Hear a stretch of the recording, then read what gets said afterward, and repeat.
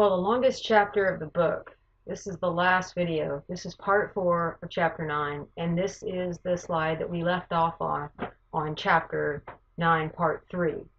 So this is the last part of the digestive system that we covered. And we're at the last system in chapter 9, the endocrine system. So the first takeaway of this system is, what does endo mean? So we have an endocrine system and an exocrine system.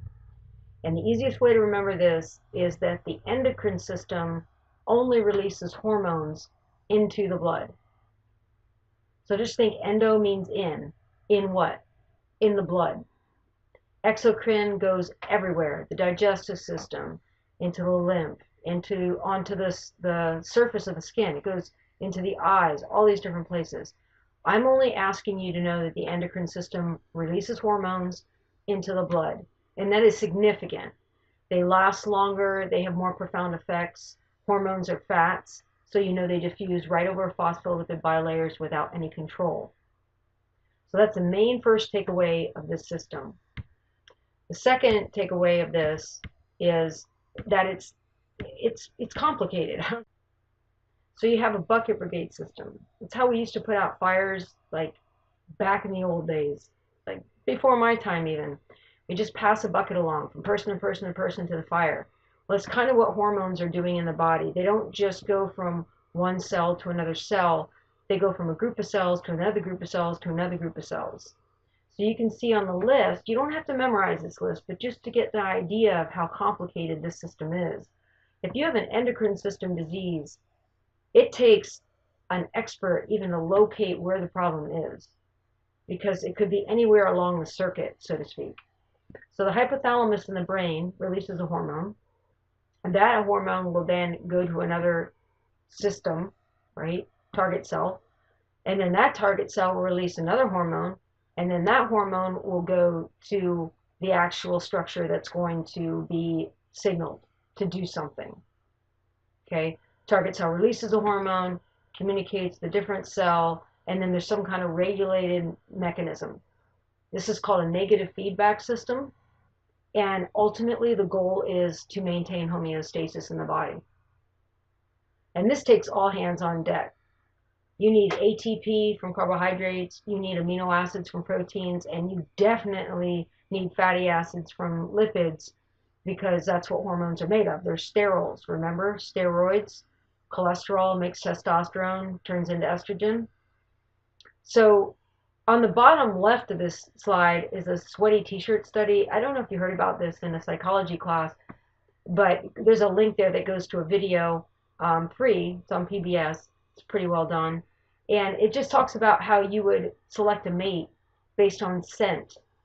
Would be completely different than you think, because you're allowing your metabolism. You know, like what would make a better mate to make offspring.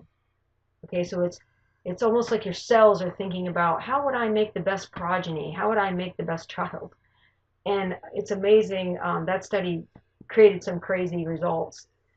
So you might have heard under the people, you can see fight or flight, and the opposite of that is rest and digest. So you know what fight or flight is. You get worked up, you get adrenaline or epinephrine. They're the same molecule. Epinephrine is Greek, adrenaline is Latin. It's the same thing, it's just a different naming system. You get worked up, it takes at least 15 minutes to get that out of your system.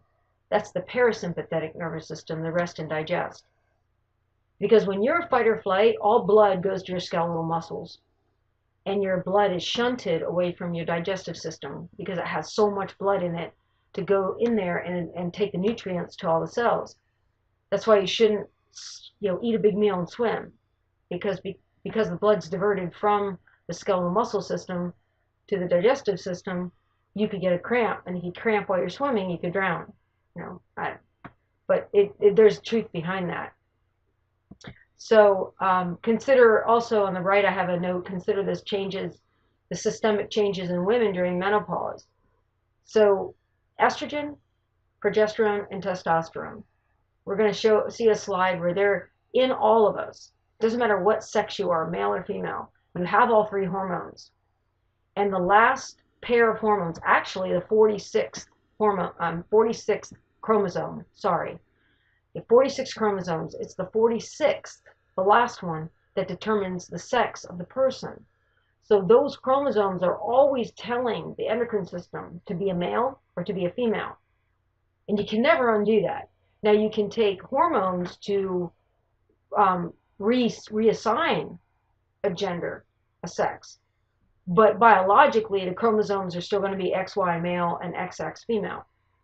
So, and with women, we're really complicated. So, like, you have these hormones that fluctuate every month, and it has to do with ovulation. And as women age and the ovaries, the eggs are reabsorbed and lost, the ovaries start to age. They start to not be as efficient, and their hormones will start to fluctuate. That's menopause, and it can cause all sorts of endocrine system issues with thyroid and hot flashes. And truth be known, men get this too. It's just a whole different manner of getting it. So remember, endocrine system goes inside the blood. Hormones are released in the blood. So here we have an example that you've seen since chapter 1 of a negative feedback system. Here you go, insulin, glucagon. I even use the same diagram, so you could have some recall on that. So looking at the bucket brigade list, right? Lack of homeostasis, hypothalamus releases a hormone, signals the target cell, another hormone's released, and something's changed. Okay? So blood glucose, let's just say your brain detects blood glucose is high. Okay? Then your brain will then send a signal to the pancreas. And the pancreas will release what? Insulin, which is a hormone. And then that insulin goes into the blood. And then that gets circulated to all the target cells. And then the target cells get hit by that insulin, which is technically a hormone from the endocrine system. And then it will open up and allow those cells to take in glucose. So here's an example you've been using the whole class, and now you see how 5% of the pancreas is actually an endocrine system organ. And the opposite, you haven't eaten, it's first thing in the morning, you haven't eaten for 12 hours or whatever, your blood glucose is low. The brain will detect this and tell the release of hormone, goes to the pancreas, pancreas releases glucagon. Glucagon will go into the blood, endocrine, and go to all the cells and say, cough it up. Give me some glucose. I need to take it to the brain. And then homeostasis is maintained. And you can see it's a negative feedback because if blood glucose is low, glucagon's released, so blood glucose will go up. It just means opposite. And the two main actions of insulin I have here, facilitated diffusion for glucose to go into the cell, but understand also it's lipogenic. So you cannot burn fat if you're storing fat, and insulin is anabolic. Insulin causes things to be stored, not burned. And here's what I'm talking about. So I mentioned in earlier videos that I would show this, and it fits in here with the endocrine system quite well. Here are your two fuel tanks. Okay, you have a tiny little carbohydrate tank over here on the left. It looks like a graduated cylinder. And on the right, you have this gigantic fat fuel tank. So you can only store about 1,500 calories of carbohydrate in your body, in your cells. But you can store up to, I mean, Angus Barreri didn't eat for 382 days. So that was a lot of fat. That was a lot of calories that he was able to store and then use for fuel while he was fasting. So what I did here was made this so it's clickable. Actually, Dr. Ch9 made this. Thank you very much. Whereas you continue to eat refined carbohydrates, this will go up and up because you're adding carbohydrates to your carbohydrate fuel tank. And you can watch what happens. So it goes up. He put refined carbohydrates up here. Some of them are hard to make out. You can watch the valve. Okay, there's a valve here that right now it was burning fat, and right here it'll switch as you eat carbohydrates, and now look, now the valve is opening up for glucose. So in other words, as you ate more and more refined carbohydrates, you shut off the fat valve and turned on the carbohydrate valve. So now fat burning stopped, and you're going to be burning carbohydrates because you're eating them. That's the whole keto diet thing, is that you want to eat fat, mainly because fat will keep burning fat as long as you keep the calories down, and that's the difficult thing to do because there's 9 calories per gram. But amino acids will stimulate a little bit of insulin, but not much. But you eat refined carbohydrates, and that just plummets the diet. Even if it's a healthy carbohydrate like beans, that little bit of starch can really set this system off. So, and then you eat a little bit more carbohydrates, and it goes up a little bit more, and now you can see the valve for the fat burning is shut all the way off, and you're burning 100% carbohydrate. If you go over the top, and you really went on a refined carbohydrate binge, the lever goes all the way up because you've eaten too much, and now it will be converted, lipogenesis in the liver, and now you'll actually start storing fat. And then this is when you would add to your fat cells. This would be either hypertrophy, getting bigger fat cells, or hyperplasia, you're getting more fat cells. There are certain ethnic groups of people that are more quickly, they go into hyperplasia than hypertrophy of fat. Blah was a tongue twister. Okay, so, and just in case you hear me say refined carbs over and over, if you want to know more about that, I put something on the bottom. And the other thing is that so many of these, you could make this in a healthy way if you made it from scratch, but who's going to make this kind of stuff from scratch? Unless you make your own granola from grain that you get that's not already been processed from a feed store or something. But it's pretty hard when you go to the grocery store to get anything that doesn't have added sugar or really high processed carbohydrates. And then, yeah, then I have to, what would be safe to eat? Well, vegetables, fruit, meat, eggs, more vegetables, hint, hint, and fish. And like I said in the last video, hot-air popcorn, I mean, that is one of the best snacks you can have. It's super, super cheap to eat. It's full of so many vitamins and minerals and fiber, resistant starch, and polyphenols, and it costs next to nothing if you do the hot air version. And then here's another image you saw in the last video. If you do eat a fiber-rich diet, you protect yourself from a lot of potential diseases where your microbiome can live healthy and not damage your intestinal tract of your large intestine. And then these were the rats over here, mice, sorry, and they didn't have any fiber, and there was nothing there to protect it, and the mucous membrane of the large intestine got eaten away, and then you get leaky gut, which can lead to a lot of autoimmune disorders like celiac. It can get worse than that too. Nephritic lupus. There's a whole list of reading on this that's just, it's amazing what the research is showing now. And here is the one we just did, and then I'm adding this one. So this is the thyroid, and the thyroid controls metabolism. And I know you've heard that because people will say, oh, I have hyperthyroid or hypothyroid. And initially you want to stop and think, well, if someone has hyperthyroidism, what would they look like? If they had hypothyroidism, what would they look like? Well, typically if they have hypothyroid, under the normal metabolic level, they would be heavier. Hyperthyroid, they would be skinnier. And so what I'm asking you to do is put together, why does it make sense that the thyroid controls metabolism? Well, in this diagram, you can see it controls calcium. Okay, so if it controls calcium, it should be able to control metabolism. Are you getting this? What are the 3 things you need calcium for? Blood clotting, yes, that's not really a factor here. To put a neurotransmitter into a synapse, and to change the shape of actin so a muscle can contract.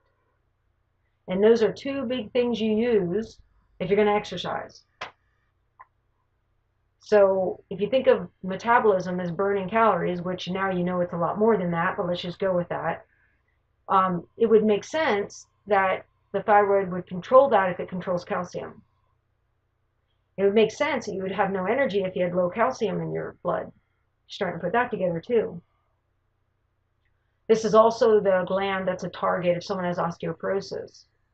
Think of this as the bucket brigade, right? Let's just say you have low calcium in your blood. So the brain is going to sense this. The hypothalamus is going to send a hormone to the thyroid. And what is it going to do? If you have too little calcium in the blood, which cell is it going to stimulate? Osteoclast, right? The thyroid is signaled by the hypothalamus by a hormone to then release another hormone that will tell the skeleton, the osteoclast, right? If calcium's too low, it's going to tell the osteoclast to pick up pace and start leaching the calcium out of the bones and putting it into the blood, because you absolutely need calcium at a certain threshold. It's as sensitive as pH, blood pH. So there you got from the hypothalamus to the thyroid to the osteoclast. And you could just run that back and forth. And if you had, we covered this in the skeletal system, but if you had osteoporosis, which one of those two cells are working too much? Osteoclast or blast? The class, right? So this looks like a lot, but when you think through it, it's really not that much. Oh, osteoclast decrease and osteoclast increase. And here's the last one. So this is, say someone's hemorrhaging and you're losing a lot of blood. Hopefully it would make sense by now what the kidney does. The kidney regulates pH and blood pressure. Well, if you're losing a lot of blood, what's going to happen to your blood pressure? It's going to drop. So it makes sense that the kidney is like a flow mechanism of fluid. So if you're losing blood, it's going to be one of the first ones to notice it. And so in this case, the kidney can actually release this hormone, erythropoietin, immediately. This one doesn't even need the brain. And it'll release it, and then that hormone will go into the blood and go to the bone marrow, not necessarily the femur, it'll be the skull or the ribs or the pelvis, and it'll tell the bone marrow with erythropoietin hormone to make more red blood cells. Because that's what you need. If you're losing blood, one of the biggest problems is lack of oxygen to the tissues. And here's a diagram showing a female and a male. When you look at it from this angle, it's like, wow, their body really is a template at 6 weeks gestation in the womb before the chromosomes start laying out their instructional plans for whether you're going to be male or female. The body's a template. So you can see the similarities. And here are a list of hormones, not all the hormones, but a list of them. And even follicle stimulating hormone and luteinizing hormone will really go crazy in females because of menstruation. But men have these too. We have progesterone, estrogen, and testosterone, like I talked about. The pituitary glands in the brain, hypothalamus is in the brain. Human chorionic gonadotrophin hormone is the hormone that is tested in a pregnancy test, an embryo actually. Once that starts at a certain week's gestation, then you can take the fetus or embryo will make that hormone, and then it will test in our pregnancy test. And then obviously if you're XX, the other X will tell chromosomes, will release the hormones in a certain concentration, developing ovaries. But if you're XY, the hormones in their concentration driven by the chromosomes will tell the testes to develop. But these generically at 6 weeks gestation are very similar glands until they're instructed by the chromosomes releasing hormones to tell them what to become. And then prolactin, a man can lactate if they're stimulated right. I don't want to get weird about this, but men do have mammary tissue. Men can get breast cancer, but they're the tissue is very atrophied.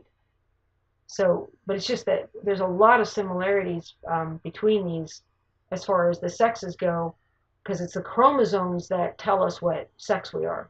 This slide is going all the way back to lipids in chapter 2, but kind of showing you a flow through. So this is a sterol backbone, it's a lipid, and it's the basis of cholesterol, which is made in the liver. Now cholesterol becomes all these. It becomes a lot more than this, but this is just some that I thought you might be able to relate to. So cholesterol becomes testosterone, which becomes estrogen. Estradiol, it's a fancy word for it, and we did this in chapter 2. Cholesterol can also become progesterone, and then which becomes cortisol. That's what's released when you're under stress. So just it's just interesting how this goes. And when you really think about cholesterol becoming testosterone and then estrogen, aromatase does that. Aromatase, the enzyme, converts testosterone into estrogen, and it's stored in fat tissue. So I'm going to do one image review slide just to hopefully motivate you to go through the PowerPoints and use the image reviews as like digital flashcards or something like that. So I just brainstormed a bunch of terms on the left side of the slide, and it's just brainstorming is a really good tactic to see how many vocabulary words can I put into just a plain diagram. You know, what can I take away from this? So I asked you to know the two cavities. So this is like a big perimeter. So peritoneal, right here, and thoracic, right, the lungs and the heart. I remember a student said, I'll remember thoracic because of Jurassic Park. I said, okay, I'm waiting. He said, well, when you're running from the dinosaurs, you're breathing really hard and your heart's beating hard. Unbelievable. He pulled that right out of the air. Mitotic. Why does this apply? Because the tissues, the epithelial tissues wrapped around the pericardial sac and the pleural cavity of the lung are moving all the time. And so they're getting worn away by friction. So they have to be, epithelial tissues have to be highly mitotic. Remember CEMN? Epithelial, E is epithelial. One of the unique characteristics of epithelial tissue is that it's aligning. So it lines these organs, and it's highly mitotic because of the friction. And then pulmonary. And you know lungs are pulmonary from the blood flow, right? The pulmonary artery goes to the lungs, picks up oxygen, drops off CO2, picks up oxygen, and the pulmonary vein goes back to the left atria. Okay, breathes. What breathes? The diaphragm, it's a muscle. The diaphragm is a muscle, and you can see the vena cava going through it. You can see the esophagus going through it and the aorta coming down through it. That was where we talked about GERD, right? Gastroesophageal reflux disease, when a piece of the stomach gets stuck up through that diaphragm and is producing acid, and it feels like heartburn because in the thoracic cavity, that little piece of stomach that it went up through the diaphragm, that's what it feels like. It feels like your chest is on fire. Okay, if the diaphragm breathes, what diffuses? Well, the lungs do. And as you know, diffusion is a passive transport.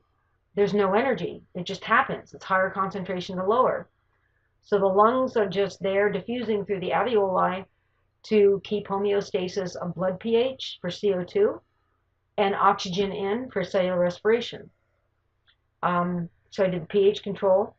And then peritoneal cavity, dialysis, peritoneal cavity. Remember the dialysis, because the kidneys usually control blood pH and pressure. But if your kidneys are failing, you need to somehow clean up the metabolic waste, or an acidic environment will result, and then enzymes will denature. And if enzymes denature, then metabolism slows or stops, such as cell respiration, protein synthesis, and cell reproduction. You can see the aorta. So left atria, left ventricle, out the aorta, right? Arteries, capillaries all over the body, veins, vena cava, right atrium, right ventricle, pulmonary artery, lungs, pulmonary vein, and back. See, once you get this into your head, it makes sense. Left side of the heart here, it's left, not your left. Left side goes to the body, 4 letters. Right side goes to the lungs. So this is the right side, goes to the lungs, 5 and 5. And arteries always go away. So these are the kind of reviews that you can do. And just keep brainstorming and looking at root words. And the more repetition you do, you're going to get this. You just got to keep with it. You got to think positive and look for patterns. Use those concept map templates and keep studying the questions.